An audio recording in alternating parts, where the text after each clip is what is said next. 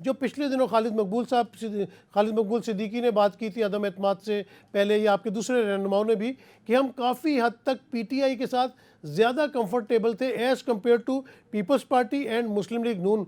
तो क्या उस वक्त कोई बैरूनी या अंदरूनी कोई इस किस्म का प्रेशर आया था जब ताल्लुकात बहुत अच्छे चल रहे थे, आपके पास 3-3 मिनिस्ट्रियाँ थी, तो कोई दबाव आया था जिसकी वजह से अदम एतमाद में आपने इमरान खान का साथ छोड़ा? और दूसरी बात यह है कि जब आपने हमेशा देखा कि किसी ना किसी जो भी हुकूमत आती है आप उसके साथ मिल के चलते हैं, आप लोग अपोजिशन में क्यों नहीं बैठ के अपनी अपोजिशन वाली सियासत क्यों नहीं करते? देखिए, आपके सामने है, अभी हम सिंध गवर्नमेंट का हिस्सा नहीं है, हम यहाँ पे सिंध में अपोजिशन में ही है। सिंध में हम we are not part of the government. तो पीपल्स पार्टी के साथ हमारे इख्तलाफात हैं, पीपल्स पार्टी की पॉलिसीज से हम एग्री नहीं कर रहे हैं, इसीलिए हम अपोजिशन में बैठे हैं। वरना तो पीपल्स पार्टी के साथ अगर मिलना होता तो आज वहां भी 3-4-5 मिनिस्ट्रियां लेके बैठ जाते। लेकिन ये हमारा ऑब्जेक्टिव नहीं है।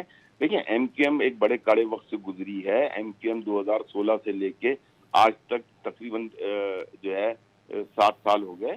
एमक्यूएम ने बड़ी मुश्किल हालात देखे हैं, और अब एमक्यूएम अल्हम्दुलिल्लाह उन मुश्किल हालात से निकल कर, और एमक्यूएम की तमाम इकाइयां एक हो चुकी हैं, तमाम यूनिट्स एक हो गए हैं, नीचे तमाम वर्कर्स एक हो गए हैं। तो अब वो स्ट्रेंथ रीबिल्ड हो चुकी है दोबारा। और आई एम श्योर कि अब अगर हम हुकूमत में आते हैं तो फिर बेहतर स्ट्रेंथ में आएंगे। फिर हमारी स्ट्रेंथ जो है ये नहीं होगी कि हम फेडरल में कुछ 7 सीटें लेके बैठे हुए हैं या 8 सीटें लेके बैठे हुए हैं।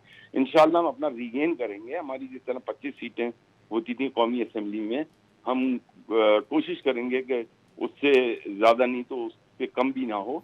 और सिमिलरली सिंध में भी हम अपनी पोजीशन को बेहतर करेंगे। अरशद वोरा साहब, मेरा लेकिन दूसरा सवाल भी था कि जब आप लोग पीटीआई के साथ कंफर्टेबल थे तो फिर उनको उनका साथ क्यों छोड़ा अदम एतमाद के वक्त?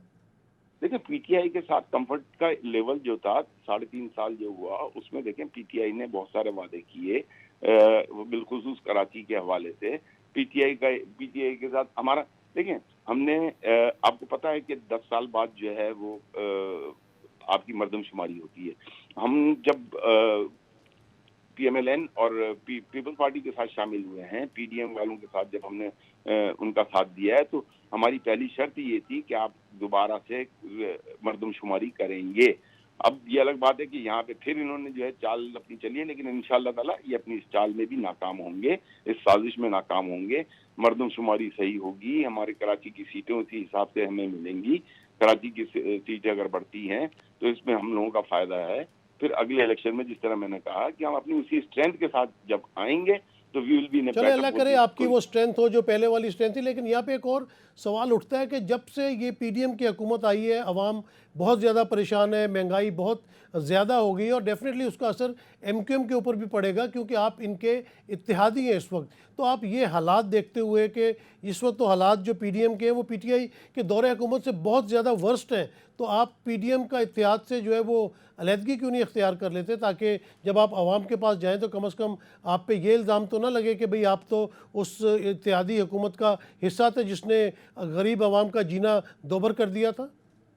देखिए, ये जो इकोनॉमिक्स खराब होना शुरू हुई ना, जब इमरान खान की पॉलिसीज में फर्क आने लगा, और फिर इमरान खान ने जो आईएमएफ के साथ कमिटमेंट्स किए थे, उससे जब उन्होंने देखा कि अब उनके हाथ से गेम खराब हो रहा है, तो उन्होंने तमाम चीजों को जो आईएमएफ के साथ मुआहदे थे उसको खराब कर दिया। और फिर उसके बाद इतना वक्त लगा। अभी जिस तरीके से आईएमएफ के साथ डील हुई है उसमें चीजें जो है अब नजर आ रहा है कि बेहतरी की तरफ जा रही हैं। अब ये डिपेंड करता है सारा आने वाली हुकूमत पे कि वो उसको किस तरीके से लेके चलती है, अपनी इकोनॉमी को, अपनी एक्सपोर्ट्स को किस तरह बढ़ाते हैं, गैर जरूरी अशिया की इंपोर्ट्स को किस तरह रोकते हैं। अपनी एक्सपोर्ट को बढ़ाने की हमारे पास बहुत सारे जराए हैं। पाकिस्तान देखें, पाकिस्तान जो है वो एक एग्रीकल्चर बेस्ड कंट्री है। 54 मिलियन एकड़ लैंड, दुनिया में 16वें नंबर पर है पाकिस्तान एग्रीकल्चर के लिहाज से। और जो है सिमिलरली पाकिस्तान की मेजर एक्सपोर्ट्स भी एग्रो बेस्ड हैं। तो अगर आपकी मेजर एक्सपोर्ट्स एग्रो बेस्ड हैं, आप उस पर कंसंट्रेट करें, आप अपनी एक्सपोर्ट्स को जो है, आप अपना टेक्सटाइल सेक्टर को स्ट्रॉन्ग करें, आप अपने आईटी सेक्टर को स्ट्रॉन्ग करें।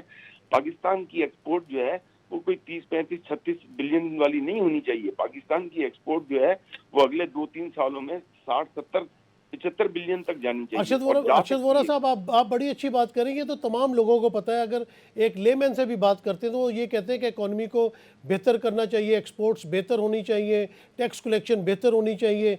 लेकिन ये तमाम मामलात किस तरह हल होंगे, कौन करेगा, ये किस तरह आके तमाम करेगा? और मामलात उस वक्त हल होंगे नसीम साहब, जब हमारे जो लीडरान हैं, जिनको जो मैटर करते हैं, जो बैठकर जिन्होंने इकोनॉमी को रन करना है, जिन्होंने पॉलिसीज बनानी है, जो पॉलिसी साज लोग हैं, हम उनको बेहतर मशवरे दे सकते हैं, लेकिन उनका काम बेहतर पॉलिसी बनाना है। अगर पाकिस्तान के साथ सिंसियरिटी से जो भी काम करेगा, पाकिस्तान के अंदर बहुत पोटेंशियल है, पाकिस्तान जो है वो बहुत सारे बहुत आगे जा सकता है।